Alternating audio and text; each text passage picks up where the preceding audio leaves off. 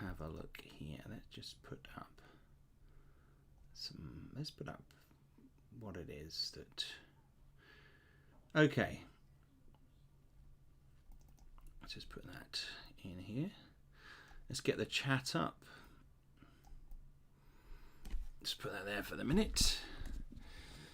Right, let me get the chat.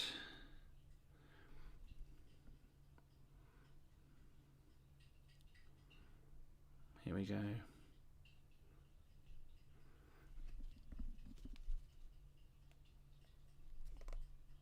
I've got this annoying thing that pops up on my phone now that says, have you had enough screen time today?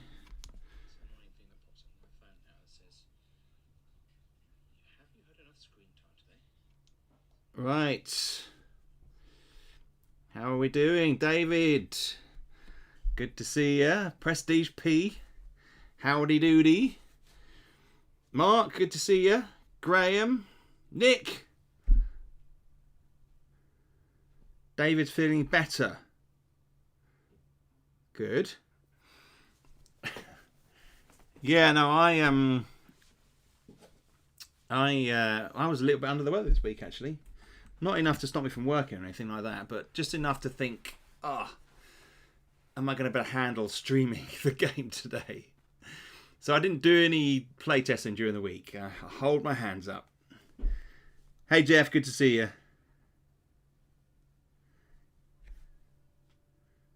Hey, Bill. Yeah, so I've just been getting on. So I've done another update to the rules. So we're on beta 2. So if you've got the link in your Kickstarter inbox, you can re-download the rules.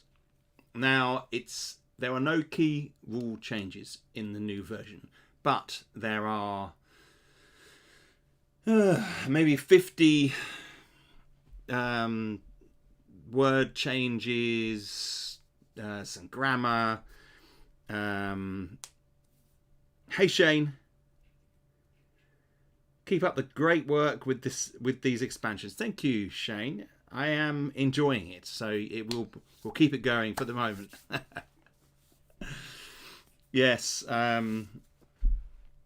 yeah, it's been fun, and boy, is it exciting times, because we basically have the rule set for 2d6 Legendary Dungeon.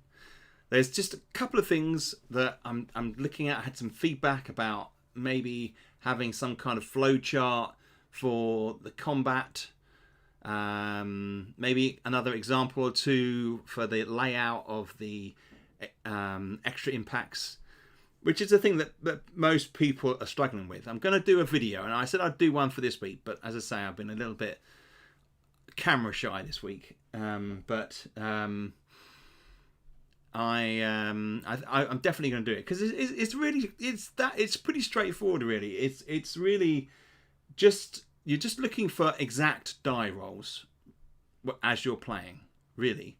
So the primary and the secondary, if either of those dice match the special attack on the enemy card for the advanced combat, then it will trigger some effect, and that's really the key change. It does mean that it's a little bit more, you have to just be a bit more observant when you're playing. Now, if you really want to, you don't have to pay any attention to that. You can just fight the creatures as you are. There's also a really good point that Jeff has pointed out to me as well, which was to do with the fact that the armor that you wear is pretty powerful, and getting that balance with how much damage your enemy takes from your armor, it's a bit of a balancing act. So Jeff has come up with a great idea, and I completely agree with this idea, that maybe some enemies at the higher levels are immune to the effects of your armor. So I'm going to probably introduce some kind of thing like that within the combat or within the monster cards. So that's really the only changes I can see. I've added new content to the tables as well. When you re-download, you'll see. So we have a basically a finished rule set. It just needs a little bit more, and then next week, probably at the end of next week, we're going to send it to print. So, and you'll have the product, and as soon as we start getting it back, we'll start sending it out. Now, clearly, there's a couple of other things that are involved with that. For example, some of you would have ordered the Animal Companion, and that is still being ironed out a little bit. I didn't quite get as much work done on that this week as I'd hoped, because I kind of got distracted by what we're going to look at today, the Hidden Contagion card. So I ended up doing that instead, because I thought that I can, if I get this done now, I'll print this off quickly. We can get these done. And yeah, we're talking about the final stages here. So it's exciting stuff. And I was going to show the Advanced Combat card this evening, but I'm not going to do that now, because I was going to do a little bit of slotting together. But I don't think we really need to do that on stream. We'll have a look at that maybe next week, or because that's gonna, I want to get that printed as well. That the Advanced Combat bookmark, I should say. So there's a couple of things there. We've obviously got the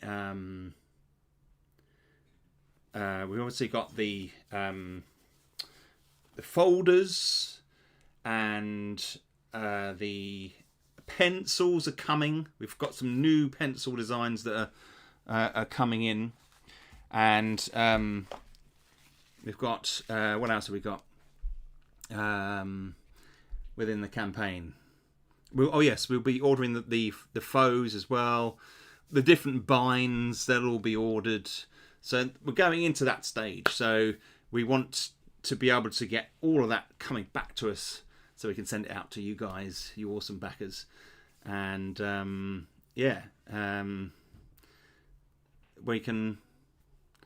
be nearly there. And then once that's all sent out, we can then start looking at 2d6 Void, which is, I've been starting to do some work on.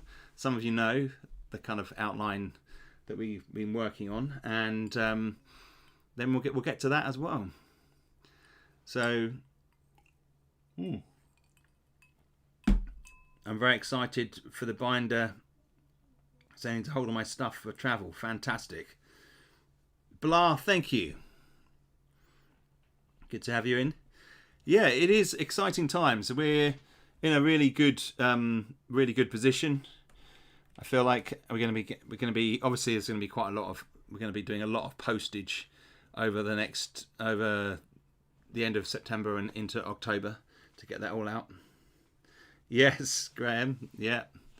We'll then move on to the next one. Obviously, the campaign's going to probably start in November. We had hoped October, but these things get pushed a little bit sometimes. And November's fine, as long as it doesn't stretch into December. I don't really want it stretching into December too much. I'd rather get it done sooner. So obviously we're looking at postage, print times, and that kind of all works into the next 6 weeks. Hopefully we can get that going and clear some of the stuff from the house, because we've got boxes lined up around the house. Yes, the Western, you're right. The Western is, I did actually allow myself a half a day this week during the fervour of trying to get all this stuff done. And really pleased. I'll probably show you a couple of images actually, just to give you a bit of a flavour for that. The text hasn't got to a state yet which I feel I can send it to the team as yet. But as I develop games, I'm very much kind of I have to, rather than just do a straight out text, I often have to start making some of the sheets and some of the forms that need to be used. So let's have a look here. What have I got, just to give you a little bit of a taster of how that's coming on. I'm excited about this. I'd say it's going to be a similar format to IST, and we are. What have we got here? Okay. So this is the this here is the brawler sheet. So you get into brawls. Might be called the brawl sheet. I don't know. So you have your combat. It's actually not quite right, this one. Matthew, how are you doing? Good to see you. So this gives you just the combat happens on a grid, which represents the space that you're in, and you have block fatigue and a combat profile for your enemy, and you have some combat actions you can use, and you lay these down into the grid as you play, and there's like consequences, and you have a little table you compare it to. So yeah.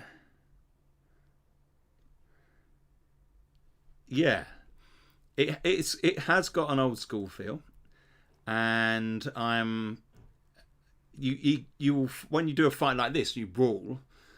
There are things that will obstruct the space as well, and into this little combat grid area. So you can.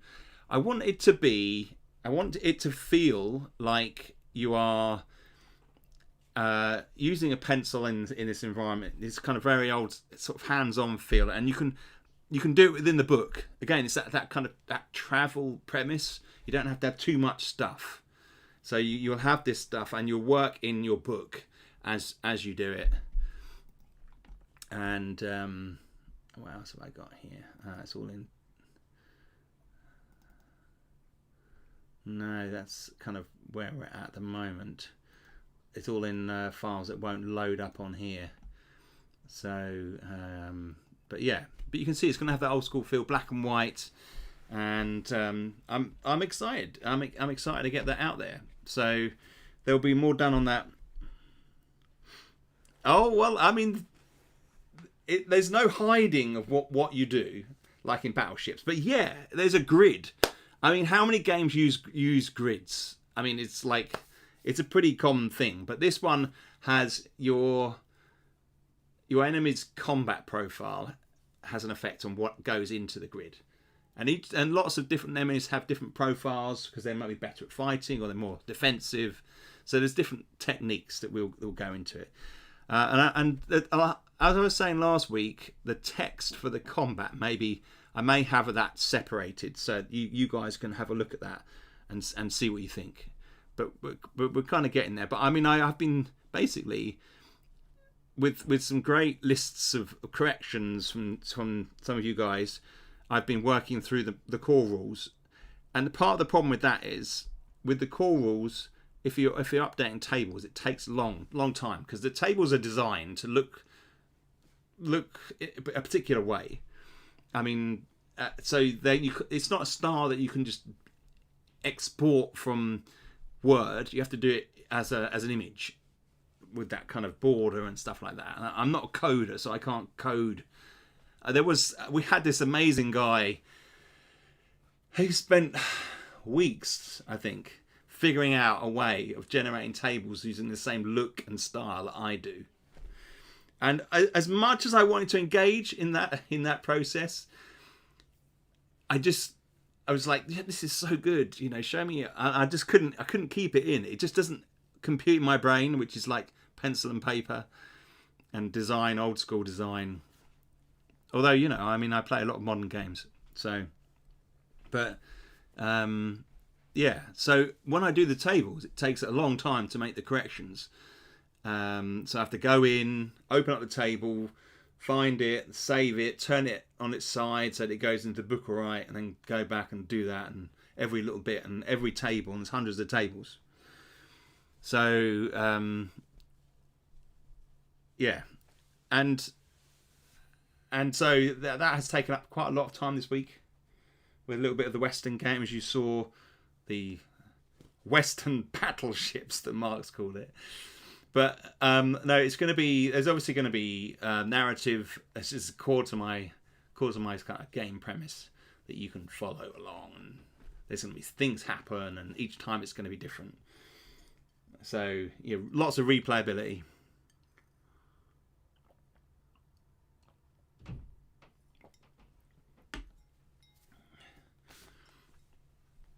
So yeah, I'm excited about that. So there's that. We've got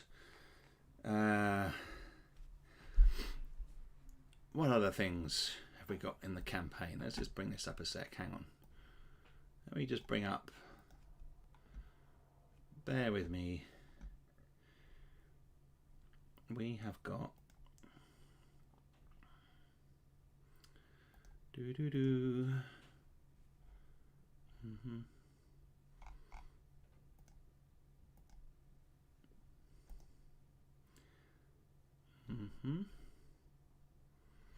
Just want to have a quick check on the campaign.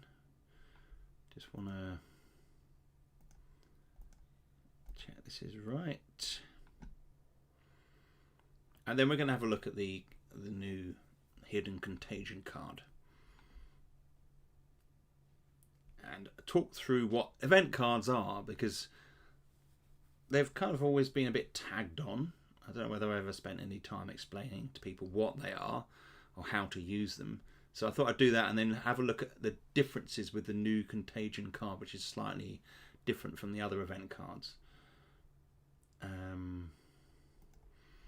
me just have a look here.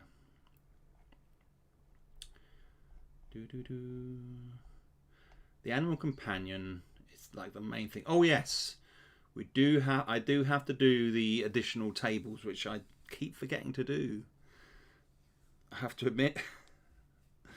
But they will work on those this coming week before we print, because they obviously have to go into the book. So I'm going to get those kind of working.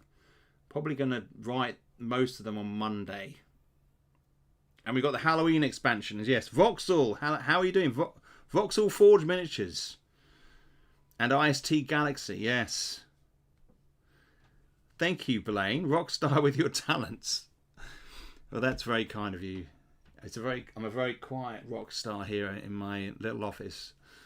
Hope you're well, Voxel Forge. Yes, Jeff. IST is. I haven't done any work on that for a few weeks now, but it is there, and I am going to do it. I feel like we're going to have some time, sort of roundabout Christmassy time, to get that maybe out. And we've got the Halloween expansion, of course. So the key is all this stuff is going to be done in the next week or two. And then we're printing packaging. But during that time, we're printing packaging. As we build up to October, as we build up to the end of October, we're finishing off the Halloween expansion, which will be released digitally on our website and other platforms. That's fine, Voxel. So yeah. So that is coming. That's coming, and then with then we're building the campaign, getting some of the art together with Jake, and we will have the new campaign going. Yeah, so lots going. Would still love to see the Yule log game you were working on a few years ago. Yes, Nick. I was thinking about that the other day, actually, and I thought maybe I'll do a special Christmas stream where we do some more work on that. When do you sleep, Graham says. Good question. When do I sleep? I do actually. I sleep pretty well. I sleep pretty well because I wear earbuds now. And I've just started doing it. So I wear earbuds. And the reason why I say that helps me sleep is because my kids are moving around the house at strange hours and they wake me. So, like, my youngest gets up at 6 or 6:30 and I'm like, the doors are banging. And then my son, he gets home at 1 or something and the doors are banging. And I'm like, So I thought, what can I do to solve this problem? And I got some earbuds, some ear things, and put them in. They're not that comfortable, but I sleep better with them in. Foxhall says his sons are like that. They try their hardest not to make any noise, but there's nothing you can do when you turn the light on. It goes ching, you know. I just take my hearing aids out, and David says, fantastic. Yeah, yeah. No, I don't wear hearing aids. I annoyingly hear lots of noise, and then when people turn away from me and they talk away from me, so they're facing away, I don't catch what they're saying. So people say, "Gee, can you hear what I'm saying?" And I'm like, "Yeah." When you look at me. Oh man. Mm. Yeah. Well, it's one of these things, isn't it? Your old ears start going a bit. Oh, I do have to print the cards. So actually, that is something that I may well do very soon. So we need to check the cards. Double check the cards. Because I could actually send those off. That's a really good idea. I could send the cards off because we've got all the monsters. We've got the combat cards. Are we putting a god card in for this one? Because yes, we are putting a god card in. Caladir is going to go into this one. So, what's today's drink? Good question. It's white wine. It's a Pinot with a couple of ice cubes in. I've also got some water because I've had a glass of wine already and feeling a bit dehydrated. That's a good tip, kids. Drink some water with your wine. Oh, and I've got to print the spectral lexicon. Yeah, looking at that now here. Just looking down the list. So that is spectral lexicon. Just a question of recompiling it into an A6 format. Can't wait to have that in my hands. It's going to be so much easier than flipping back through the back of the book to have a little portable spectral lexicon. It's going to be fantastic. That's going to be a lot of fun. And that has grown. As you guys saw last time, we were talking about the rules, and I've added in some additional stuff to that. So we've got, if you just go in and re-download the game from the link that I provided, it will be in your Kickstarter inbox. You can see that there, and it's on beta 2 now. So yeah, you can check that out. But should we have a look at event cards? Because one of the add-ons you could do is add the Hidden Contagion event card.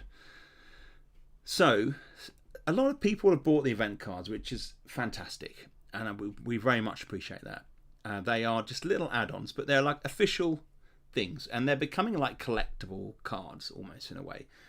Now they are larger than a normal poker card, and they basically come in like postcard sizes. And it was just like an idea.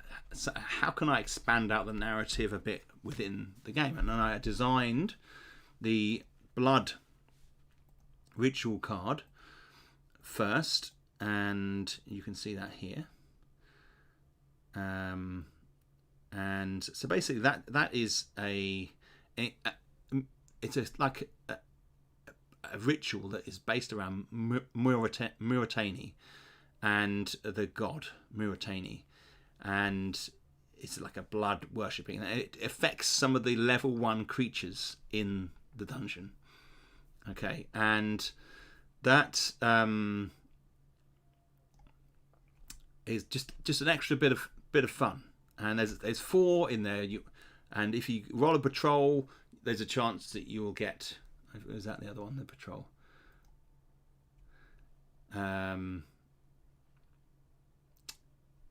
This one is just basically there are 4 who are kind of religious cult type base figures. To get the art postcards printed as well. Oh yes, art postcards. I need to think about that. You need to remind me of that again, David. in the future when we're doing a campaign, maybe an art postcard set. We'll have a look at that. So that's the blood ritual was the first one. You buy it, you can use it, and it just enhances that first level. And then with the campaign after that, I then did the frost infection, which you can see here. Let's bring this baby forward. Here we go. And this one here, a cold wind has blown into the area, and with it comes snow. Ice grips the ground, affecting the top level of the dungeon. See some of these other creatures again, a level 1. This is very much about a level 1 experience. How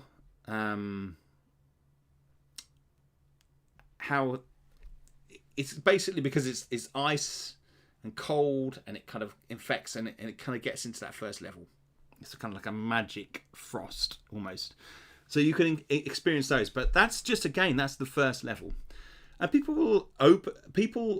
it's like with any game, people play the first level more than any other level. So in my kind of thinking, I would use the first level for these event cards, and you get past it, and then you move on into the dungeon. But I was thinking, how can we have something that could affect the game on every level, and be a constant threat in the game? Something that the dungeon, the haunted house, the lair, whatever it is, the cave that you're in, something that could be there always and always just appear round the corner. And so what I came up with is Hidden Contagion.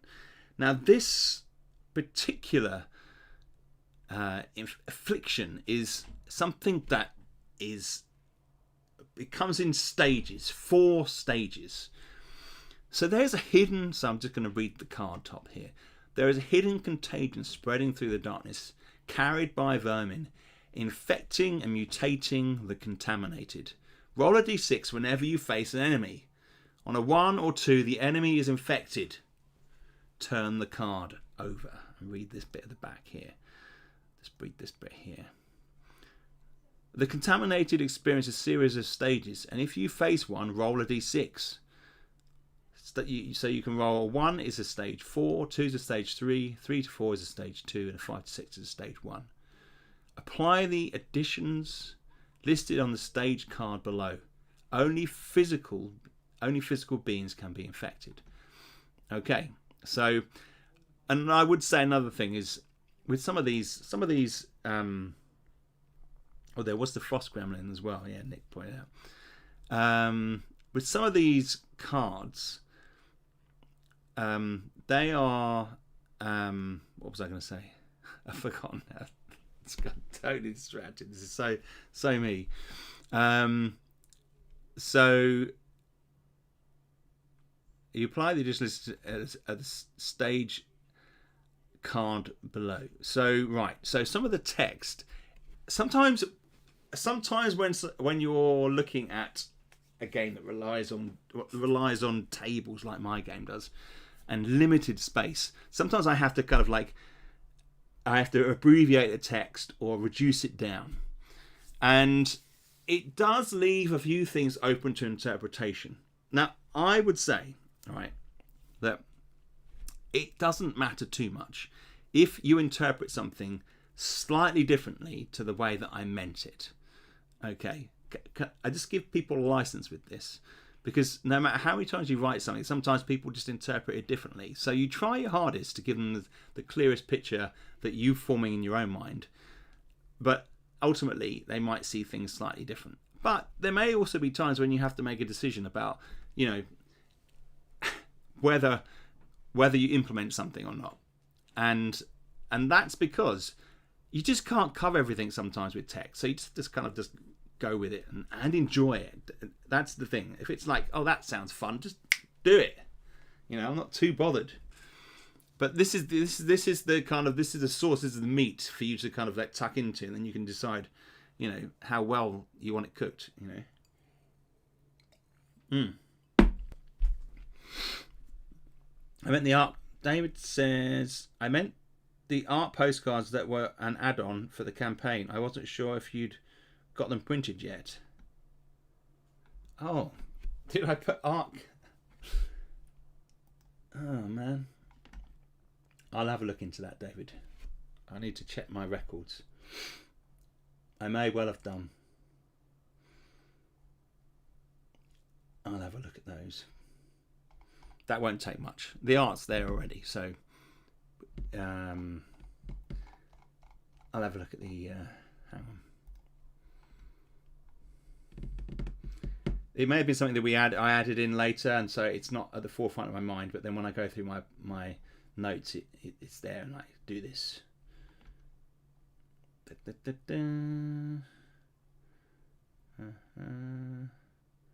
Oh yes. Right, 2d6 cover art postcard set. Yes. 7 people out of 1,300 people ordered that one.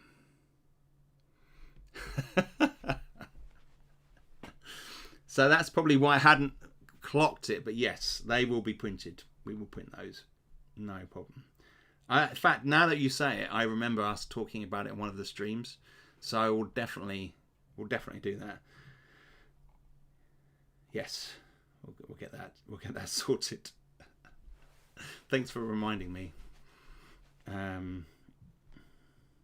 That makes it really limited edition. What I'll probably do actually is because when you print this stuff, basically it doesn't cost that much more to do an extra 30. You know, so we'll get like maybe even 50 sets done. I don't remember seeing that. Nick says no. I think the only person who remembers is David. Okay, yeah, but that's no problem. No, we'll get that sorted. Absolutely no problem. Jeff says he doesn't remember it either. No, it's fine. It's fine. That's actually good. That's good. I'm excited about that now. You got me going, David. So we'll get those going. That'll be fantastic. Mark says nor does he. Oh dear. Yeah. Well, we'll have that. That can be something that yeah. No problem. That isn't a problem because, as I say, we've got the art already. So just a question of printing them. And I'm sure Jo would have reminded me, you know, when she would be looking at all the spreadsheets, to be like, hang on a minute, 7 people here want the limited edition cover postcards. So she'll be on me. She'll get it. Time for a late pledge, chaps. There actually may be, because this is actually what I'm looking at. There is just the campaign itself. Jo's got all the list of all the late pledges on her computer in there. So there may well be more than 7. I take it back. So maybe there might be 10 people out of 2,000 people or something like that. So, but in any case, let's have a look at these here. So, right. So there are 4 stages. Stage 1 is red eyes. This is a physical appearance. So you've come across a creature, okay, and you've rolled a die. You've rolled a 1. It's infected. You roll another die. It's stage 1. You've rolled 5 or 6. Stage 1 is the beginning stage of infection. Bloody flies. So it hasn't gone through a huge amount of transformation at this point. Todd, how are you doing? What is your shipping rate to the US for 2d6 and the cards? So you're talking about 2d6 Dungeon, the core rules and the cards. It's not that much. Despite the new tariff, we're carrying most of that cost. So if you, what you can do is, if you go to our website, which is below me there on the screen. Okay, so just go to there, go to the shop, pick the products you're interested in, go through to checkout, and it will tell you how much post. You don't have to buy, you can just see. It'll tell you how much post, and it's not that much, and we will get it over to you between 7 and 10 days. So it you know, we're like that with you Americans. Low tariffs, it flies over there easy, no problem. They're not listed as add-ons on the main Kickstarter page. Oh. No, they're not. Do you mean the actual page? That's because I think they were like a fairly last minute thing. Like, just you can add new add-ons. But yeah. So I'm not sure what, but it's no. Oh, well, thank you, Nick. We pack everything very thoroughly, and with lots of wrapping and protective plastic and stuff like that, but yet lots of paper that's recyclable. Talaha, how's it over there in Germany? I mean, on the campaign page, I do see them in the list of add-ons, but could be easily missed. Yeah, that was a bit of an oversight, I think. Again, I think it was because we added it fairly late, and then maybe I just didn't get around to putting, because I might not have had all the images together. I don't know. It might have had I can't remember exactly. Look, one of the problems, packed with love, says Nick. Yeah, absolutely. That's the new motto, packed with love. Has so many meanings, but you'll see it when you get the package and you open it. Same old, everyday hell of our own making. Oh man, hell and heaven. Come on, at 30 meters and 30 meters of bubble wrap. Yeah, there's nothing worse than sending stuff out that then's damaged in situ. You need a chainsaw to get through the packaging, says Mark. I don't know whether I advise chainsaws. Just a scalpel, a strong pair of gloves, maybe some scissors, you know.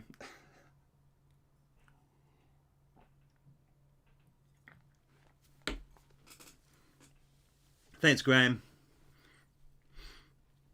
Yes. Well, we use bubble wrap. We use also the special corrugated paper, which is really good actually. It's much more it's recyclable and cheaper, but it is still really effective. So we're always looking at ways of being economical, and this corrugated paper that we use is really fantastic. But then we put a plastic bag around it, but protect it from the water. We've had some great stories about packages that have got wet, but yet everything is fine inside, which is always nice. That's very satisfying. So, yes. So we've got the contempt. So the red eyes, all right, is the first one. Then enhanced muscles and sinew. Elongated claws is the third, and then extra limbs is the fourth. So these creatures this contagion has changed the beast. The eyes go red, the skin flexes out, and then kind of like elongated claws and limbs come bursting out, and then they attack. It's a pretty savage kind of transformation, but a lot of fun. I was hoping that people might view it as quite a sort of like a fun horror type situation. So if we had, say,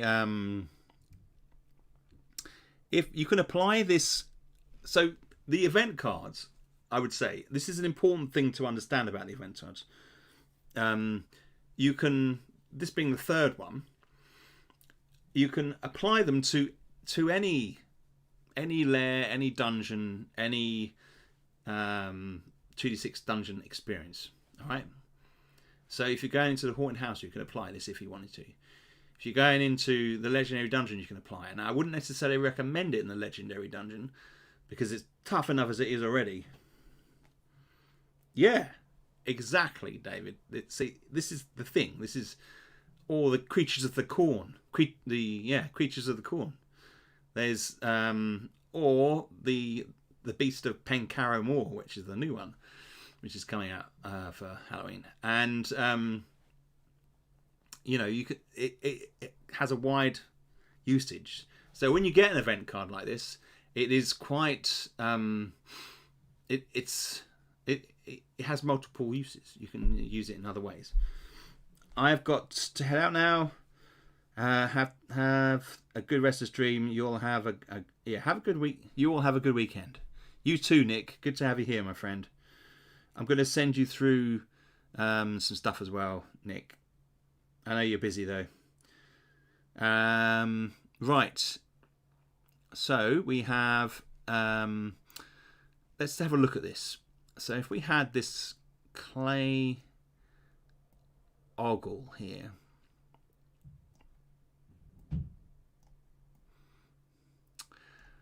If you were to apply, let's have a look at the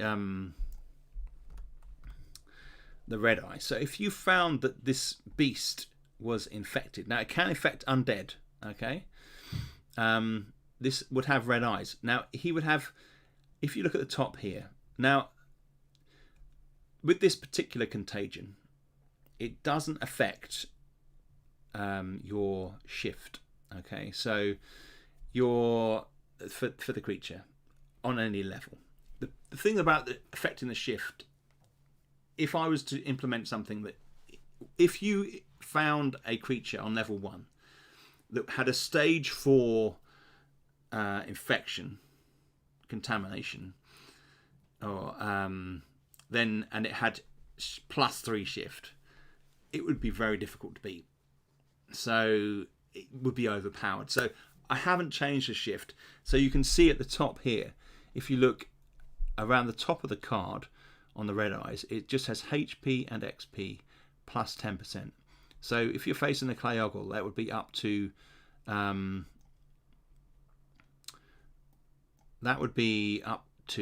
you'd round it up, say, so it would be 1, so it would be 12 HP and then 37 XP. So you're looking at 10% of what that is, roughly speaking. So you'd get a little bit of a boost on its abilities.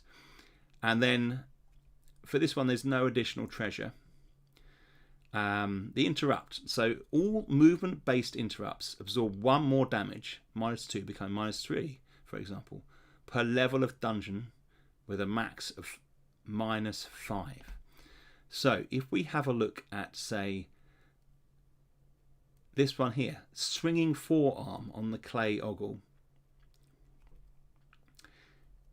it has secondary 4s, -1 damage. But with the red eyes, because they're kind of like more frenetic, they've got this kind of more about them, that would be -2 damage on that interrupt, because it's a swinging forearm. Movement-based interrupts absorb 1 more damage. Okay. And then if we go down to maneuvers, their maneuvers cause 1 extra point of damage per level of dungeon. This is a level 1 dungeon, top right hand corner. You can see next to the clay ogle picture at the top here.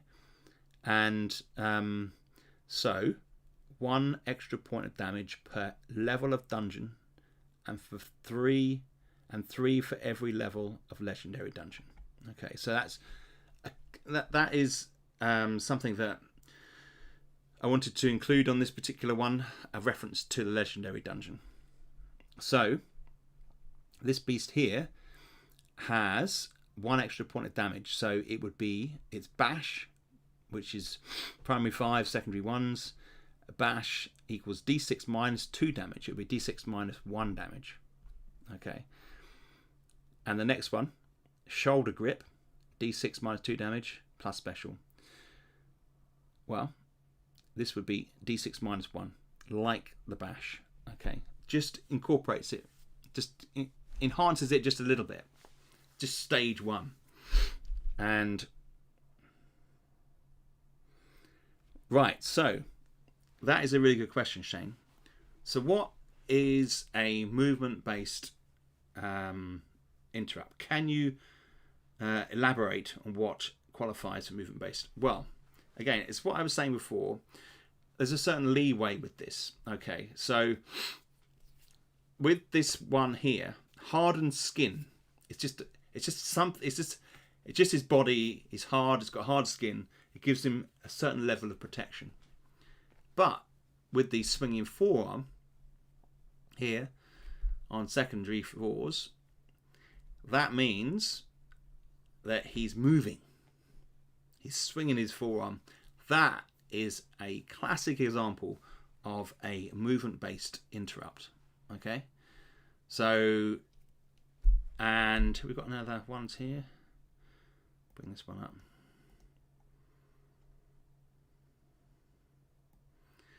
We have the veteran here.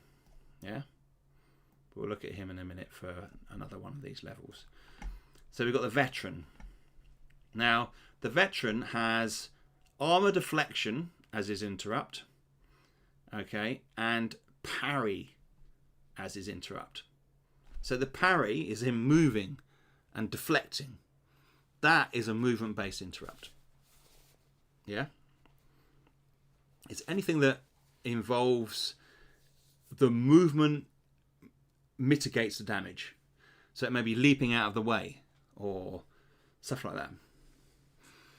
So with the red eyes, they do that more proficiently. So they avoid things more quickly. They got something of the Matrix about them, say, for example. So they're enhanced. Okay. So we'll just send that one back a little bit there again. So red eyes, the clay golem with red eyes, also the creature's eyes, there's a little bit of blurb. The creature's eyes return a bright red and a rage seems to flow through them. They fight with enhanced vigour as terrifying screams punctuate their wild swings. Okay, so they're crazed. And a bit like 28 Days Later, the Infected. But these aren't. These are kind of more swinging towards a little bit of... what's Raccoon City? Oh, man. My brain's gone blank. The zombie one. Set in Raccoon City. Oh, my God. Come on. First to the guess. You feel like you want to say something like Walking Dead, but it's not.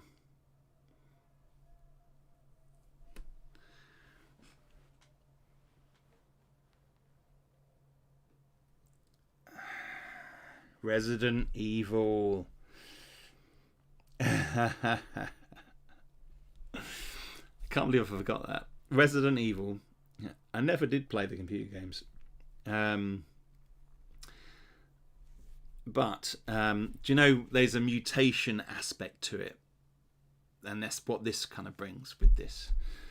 So that's that. But there was also an addition to... So on the mishap roll for the clay ogle here, the clay ogle swings their huge arm slowly and misses, allowing you a free strike causing 4 damage. But because this red rage that flows through them is so corruptive, the creature also loses half their remaining health points. So you can see here the addition on the mishap on the red eyes. And additional to the prime attack, the clay ogle thrusts its huge hands forward, grips your shoulders and squeezes, lose 2 HP. Alright, but with this, the creature also causes an extra 20% damage. So we round that up and probably be something like 3 HP damage. If we're rounding it up, you know. So just a little bit of extra damage, a little bit of extra risk. All right. Clay ogle, red eyes. Let's have a look at the veteran with enhanced muscles. So you roll you're fighting, and you meet a veteran. You roll the die. They're infected. Roll again. Stage 2, enhanced muscles and sinew. So the creature seems oversized, the muscles bulging in their limbs, veins popping out on their skin. Burning rage drives them forward, blood running from their red eyes. So this is the stage 2. You don't have to add stage 1 to this. Okay, it's already incorporated in the design in a way. Okay, there are some different things to it because they've gone beyond just the red eyes. They've mutated and grown. So all the things that were there before may well have slightly changed or been different effects. So stage 2 contaminated veteran with the enhanced muscles and sinew gains 20% on their HP and XP.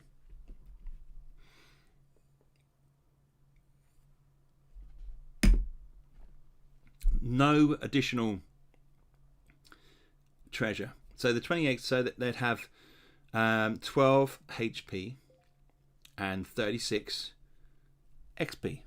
So it's a little bit gone up. And you have no additional treasure for this, but this one gains the interrupt tough hide on primary 1s, 2s, 3s, -1 damage per level of creature. Alright, so you can see here parry, primary 3s and 4s. Okay, now pick more effective interrupt if numbers are duplicated. So with this has a primary 1, 2 and 3. So you can imagine written on the veteran card you'd have tough hide because of this effect, this change. The prime attack is great, yes. It's gross, yes. Yeah, there's a little bit of bloodiness to it within the bounds of acceptability, I feel. And so you have tough hide, 1s, 2s and 3s, -1 damage per level. So this currently the parry does a -2 on primary 3s and 4s. So the 3s and 4s does cross over. But now if you roll a primary 1 or a 2, yeah, you can use the tough hide. And that allows you to then -1 damage from your attack when you attack them. So it expands out their interrupt range. So they've got extra bits and pieces. Even if it duplicates some of the numbers that you've got already on these primary rolls, you choose the more powerful one, but you can also have a range to pick from there. Okay. Right. For the maneuvers for this veteran who's got this stage 2, he also has their second maneuver gains a special attack. So thrust now gains reverberation. You -1 shift for the next combat round. Okay, that is a pretty affecting thing, right? So if the veteran manages to do the thrust, d6 damage -3, it also causes reverberation. You -1 shift for the next combat round. Okay, so you have an additional special attack because it's so strong. It kind of reverberates through you, and you're kind of stunned as you tumble backwards. Right, then we have the addition to the mishap. The old veteran stumbles and falls, gain 2 extra hits as he tries to rise. Wow. But with this particular, their bodies are expanding, they're kind of like, the rage is burning through them, burning them up in a sense. The creature's arm explodes. It can only now use one of its maneuvers.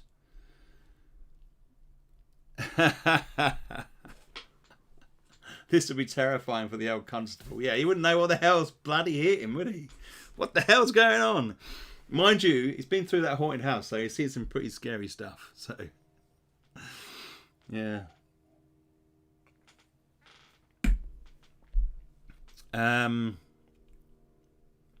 Right, so we have the addition to the prime attack. So the veteran said that out of nowhere, the veteran twists and forms a successful crushing blow, which is one of his maneuvers.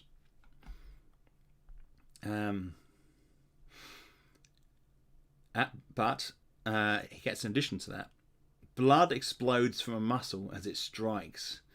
You gain the blooded condition. So as it strikes, one of its like sinews kind of explodes and covers you in blood. This is a kind of mutating, growing beast, and it's kind of unstable in some parts. Yeah, Talar says, my constable is shaking in her stylish yet affordable boots. Very cool. Leg armor? Yeah, so you've got something pretty. Which attack would he lose on the mishap? The thrust. So, the creature's explodes. It can only now use one of its maneuvers.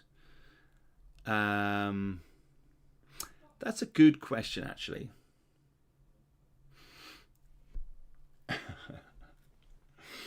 That's a good question. I guess loses. It can only use one of its maneuvers. So I might just throw the word random in there, maybe.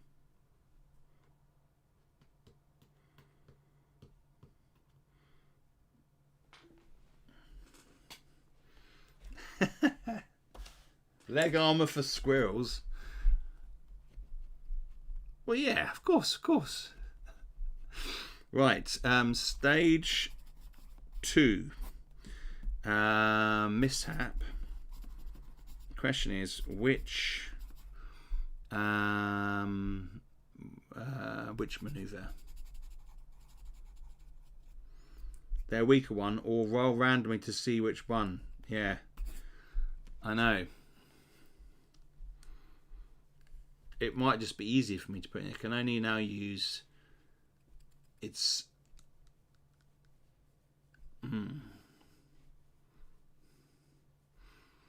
It can only now use one. I will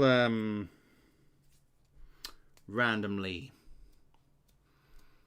I'll put. I think it'd probably be random. That's a good point, though. That's a little bit of clarity that I could add in there. Thank you for that.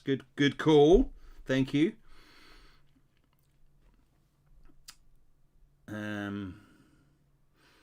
She says you could always use most damage maneuver. Yeah, sometimes is the most powerful. Sometimes the one that does the most damage might have a special attack, which means you lose a shift next turn, say, for example. So it's a question of that could be open to interpretation. I think I like the random better.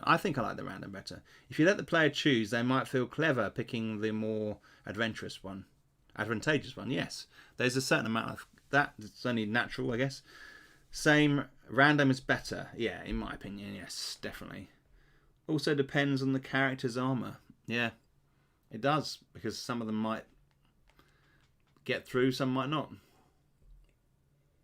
That's a good call. Something to, yeah, definitely. Yeah. That's the enhanced muscles and sinew. Okay. Mr. Veteran. And then we have stage 3. What have we got here? What did I pick out? Stage 3, elongated claws.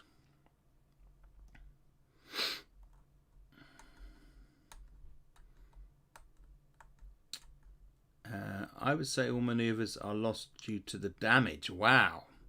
Blaine. Well, you need one maneuver to be able to hit. Would that be how you house ruled it, Blaine? He hasn't got any maneuvers anymore. Just stand there while I hit you. Right, so I wanted to pull out one here that might just throw a cat amongst the pigeons. So this is the Lator Sar out of the Legendary Dungeon, which we're nearly done with. Now, you can use the Hidden Contagion in the Legendary Dungeon if you're feeling suitably crazy enough to do that.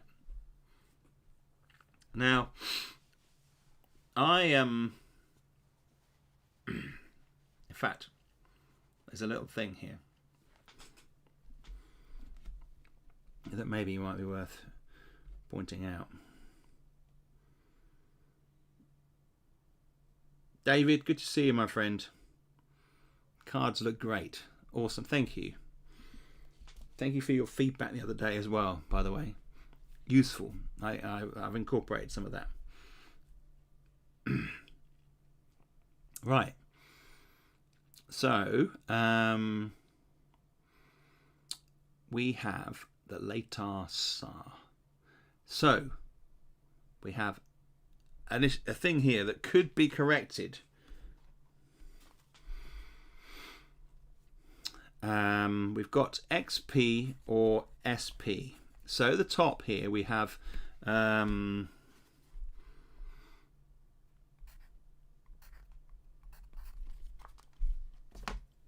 something. Let's see what you think to this, guys. Right. So elongated claws, health plus 30%. So that would be 9, 18, 21. That would be 117. That's pretty OP. 125, something like that. And 30. So the XP though, it says XP there, but the Legendary Dungeon have SP, spectral points. Maybe I should put in HP, XP brackets SP for Legendary Dungeon, but they won't fit in that. Top section. Do you think if I just put HP and XP brackets SP bracket, do you think that people would understand that? Or be like, what is SP if they haven't played Legendary Dungeon? So do you think I should just leave it as that and people assume that the XP is then affecting the SP? If that makes any sense whatsoever. Jeff, what do you reckon? Mark? If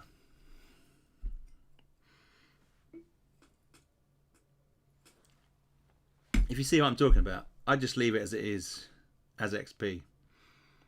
Yeah, I think so. I think you're just going to leave it. I think you're right. Because I think you just make... This is what I was talking about before. I mean, I can't lay out every single little thing. Do you know what I'm saying? Maybe just make a note within the rules in Legendary Dungeon related to the card. Yeah, maybe. I think I'll leave it as well, but raise too many questions. Exactly, it would, wouldn't it? It's like... It's like... Liberate one prisoner. The classic. The classic error. There's no room on the card to make a note, unfortunately.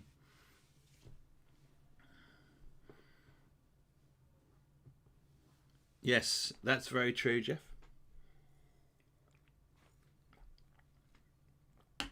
L1PR. God, that is the question that most people have had about the game. In fact, I had someone ask me that recently. La chick 08. How are you doing? Good to see you. Agree with David. Fantastic. I agree. Oh, yeah, if I'd have... Sorry, David, as in note on the card. Right. I don't know whether we have space on these cards to put that, unfortunately. But I could put a note in the book itself, 2-6 Legendary Dungeon.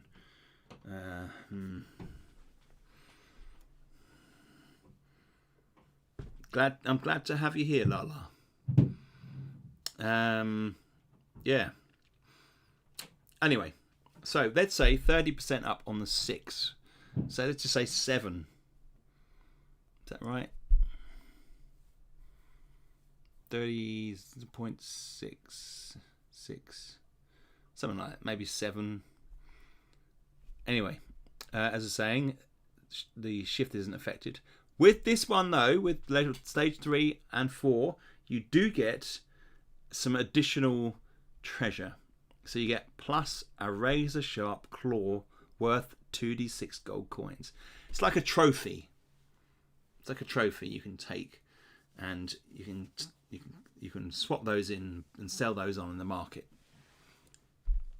But here we go.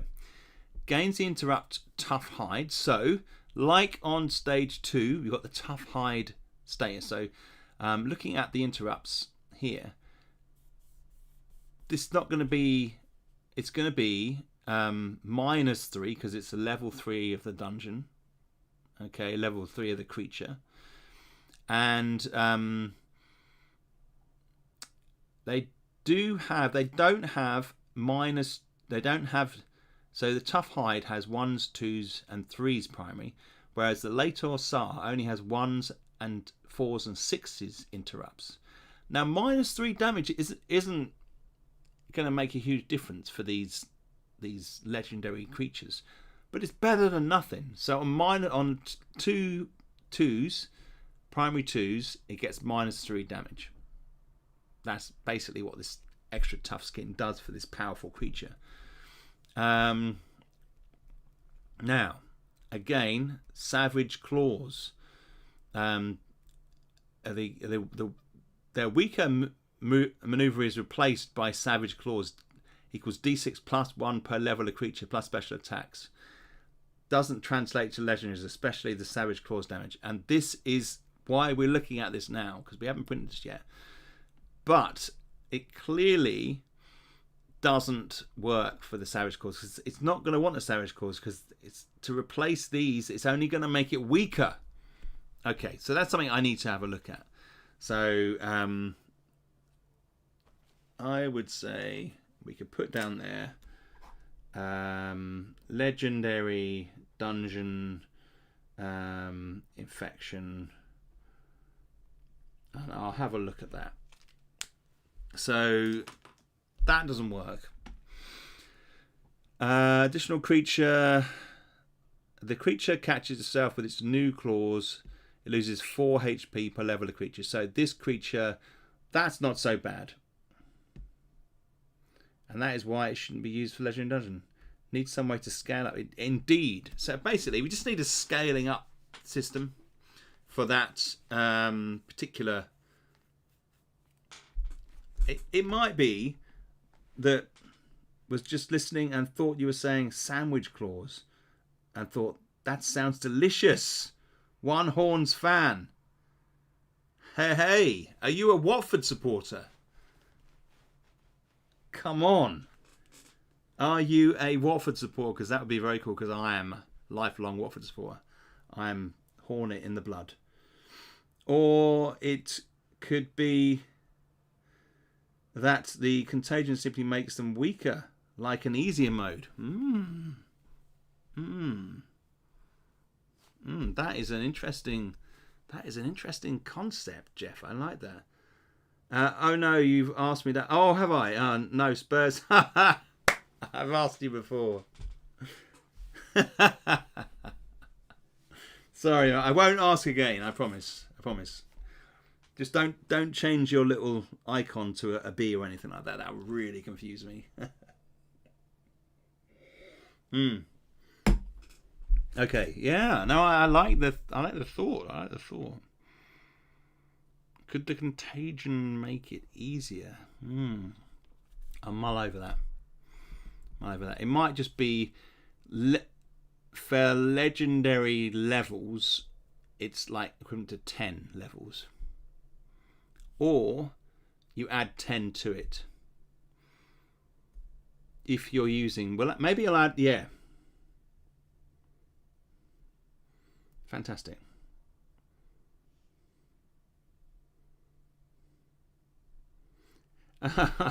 Talahars. Watched the old live stream with the old Horns fan debate recently. Oh man, that's pretty sad, really, isn't it? I'm just like having the same conversations over and over again with people. That's a bad sign. Oh man. Right. I like the so what I will do. How's Watford doing?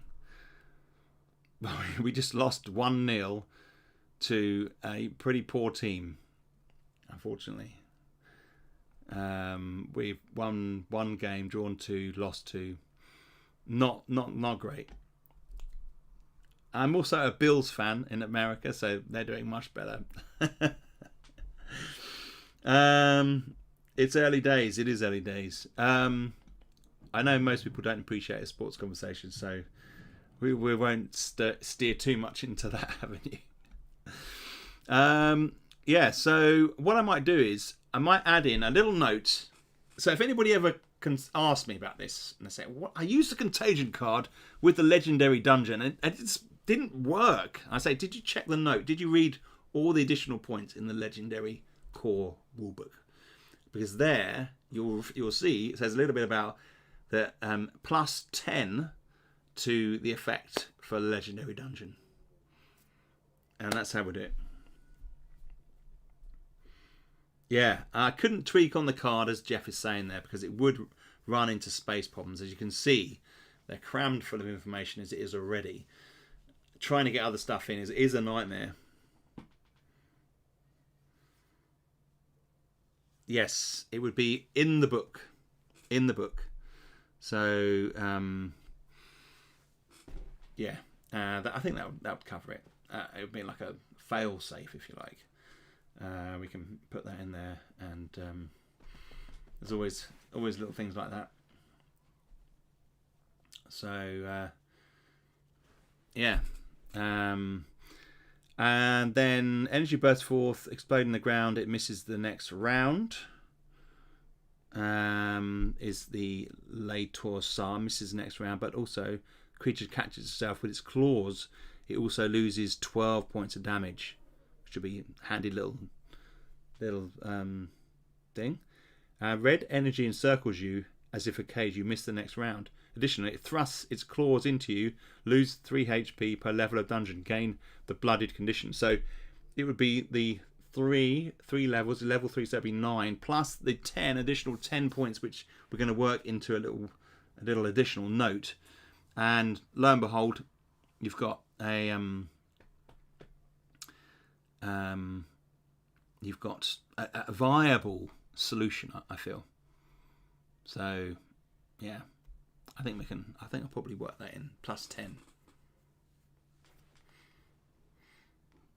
Definitely. And then you've got this other thing. You've got another story, another element that can go into the dungeon. You can say, I made it through a dungeon that had a hidden contagion, and that would be saying something. So you've got kind of like a combination of things. And then there is extra limbs for stage 4, and that includes some more. I've got an error on there. Look, man, let's see. This is good. Spotting these things. I've got the same. Okay, I need to do some new mishaps.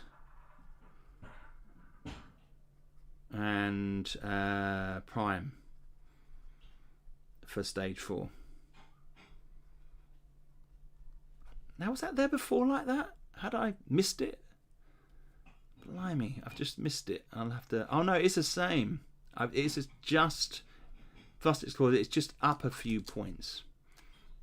It's just up a few points. So it's not new. I might work that around. I'm going to have a look at that and maybe add a bit of different wording in for a bit of variety. That looks a bit lazy to me. So I will sort that out. It's not quite the same. Yes. Thank you, Jeff. I think it needs to be slightly worked around that one. I'm gonna maybe, I don't know why I did that like that. Probably because I just changed it a little bit. But I'm going to make that a bit more exciting and have that updated there. So yeah, we're nearly there. So that will go through changes on Sunday. I think I'll be doing the changes to that. And then I'll send it out. Maybe I know I'll probably do them tomorrow. Do them tomorrow. Jeff, Mark, I'll send them over to you. And then we're virtually ready there to print those and get those done. That's one thing extra out of the way. And one thing down, if you like. So we've got that. So it's well on the way. Yeah, it was intentional. I just now look at it and think it's probably a bit lazy, and I could make it a bit more fun.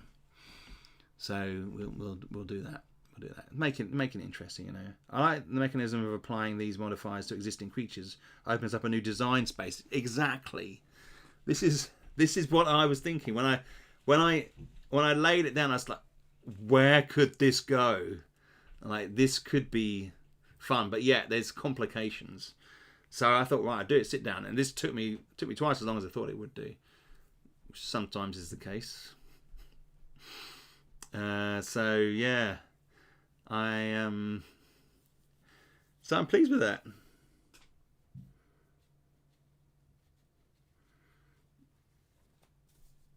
I hear what you're saying, Jeff. I hear what you're saying. It's just that I feel like the core testing is it always in levels 1 and 2, and if we drag it on too much, I start to we move away from targets that are financial. If I expand it out longer. So if you get what I'm saying.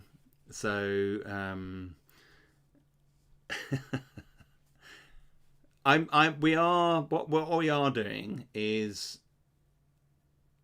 the level 3 and level 4 aren't that different from level 1 and 2 in a sense. They're a bit more powerful, but they're within the boundaries.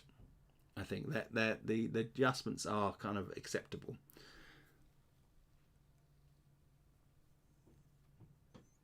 Jeff, you've been amazing with the testing. I really appreciate it. And the work you've done, just brilliant. You and Mark, you know, and all the other stuff, all the other guys, David's and Nick and stuff like that. Anybody who sends me stuff, I appreciate it. Any sort of feedback, even if it's just like 2 lines, it just feeds the brain, and then I go in and make a few adjustments. Yeah. You know, look, if people want to test and they've got the forms, just take the pre-made character and pitch them against some of the high level creatures and just see what happens. Stuff like that. You know, I'm going to be doing a bit more testing this week, but I just feel like it's largely ready. I feel like it's good, and you know, from what we've had, from what people have said as well. So yeah, and this stuff here, it goes towards that. So yeah.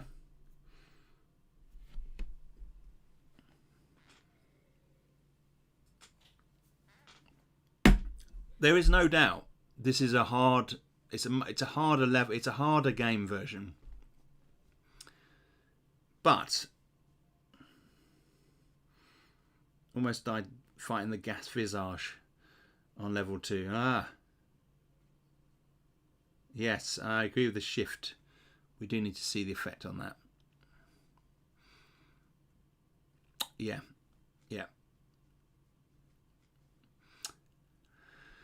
Fantastic.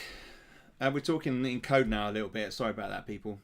Yeah, so look, again, if you're a backer, you will have the digital in your inbox in your Kickstarter. Head into Kickstarter, download it, get it out, play it, have a look at it, see what you think. Let us know. You can always email me, Toby@drgames. My address is down below me here. And that's the website. Just add Toby at in front of that.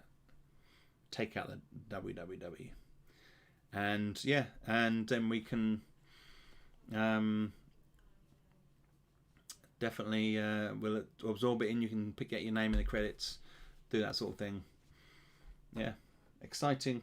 We're pleased with how it's going. So and yeah.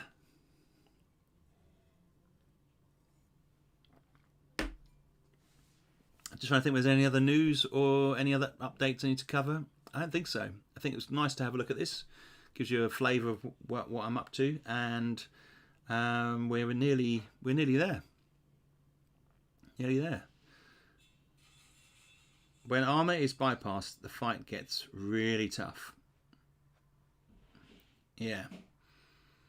I think it does. Maybe I should put in there something about dying and just having a kind of reanimation almost. Sending the stuff out must be hard work, Graham says. Yes, it is. Yeah, so basically it's hundreds and hundreds of packages, but we have a very smooth operation here, and we get helpers in, and Joe and I both do. I do a lot. I'll do like a batch of 100, and then we send those out the next day. So it's going to take a couple of weeks to get it all out.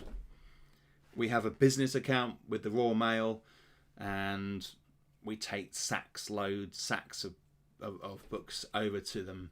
But they're used to us doing that, and we rather than, so you don't imagine them just standing there scanning one thing after the other.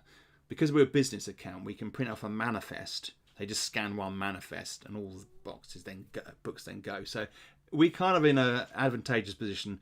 We spend a lot of money with them, but we do it. And I don't mind a certain amount of physical work alongside some of the more cerebral stuff that I do that takes up time. How about the stage 4 mishap? Is it lodges its claws into the floor so you get a free attack? May well do that. Are the PDFs only available via the Kickstarter Messenger, or is there a way to connect them to DR Games store account? Not yet, Talahar. No. In fact, it won't be that way. Yeah. It's just logistic-wise, putting that many people on product onto their account on the thing is tricky, because Joe has to do it manually, so it would take days. I don't know. We'll have to have a look at that.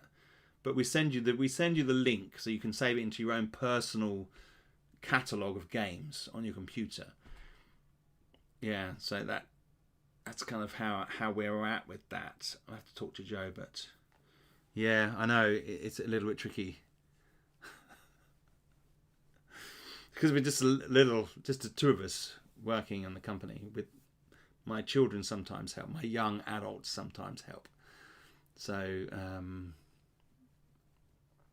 and then we have my sister-in-law who's going to be doing some packing, and sometimes my sister comes in and helps me do some packing as well. So we're kind of like we're pulling some of the family.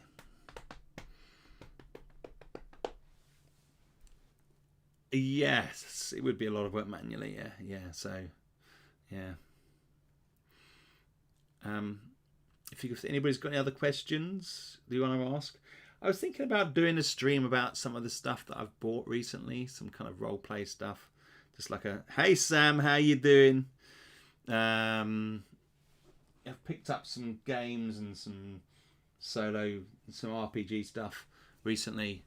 I just wonder whether anybody would be interested in a little kind of unboxing type thing situation. It wouldn't be, it's stuff I've opened already, but it would sort of show you some of the stuff that I've got. Might find it interesting. But obviously there's a lot to come with these stuff. So we're going to be doing quite a few more things, and then we're going to be looking at obviously when it's cool just to hang out. Well, thank you, Talahar. That's kind of you to say. Yeah. Paint some Space Hulk.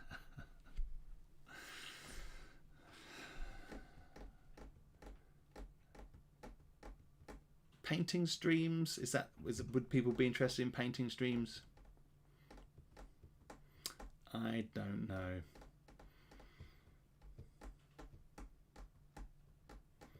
I have to have a think. But in any case, we've got a whole bunch of these streams going. I'm definitely going to be doing some more testing this week. So I might just launch a character into, say, level 4, just for some fun. See how that goes. Yes. Yeah. You get that hype going. Okay, guys. I think that's it. That's it for this evening. Feeling pretty tired, but hope that was enlightening. And one of the things I want to try and do this week is, and I said it last week, and I always say these things, and then sometimes it doesn't happen, but I do try, and that is I want to try and put a little short video together about advanced combat. And because I'm doing the advanced combat bookmark, it might just naturally lead me to a script to do a video. So I may well do that. So we might have a little video as well. So we'll see. But in any case, thanks for all your hard work, those of you. Jeff, thank you so much for everything that you're doing. I feel like I owe you big time. And Mark as well. Thank you for your feedback. I will catch up with you very soon. You take care. And have a great weekend.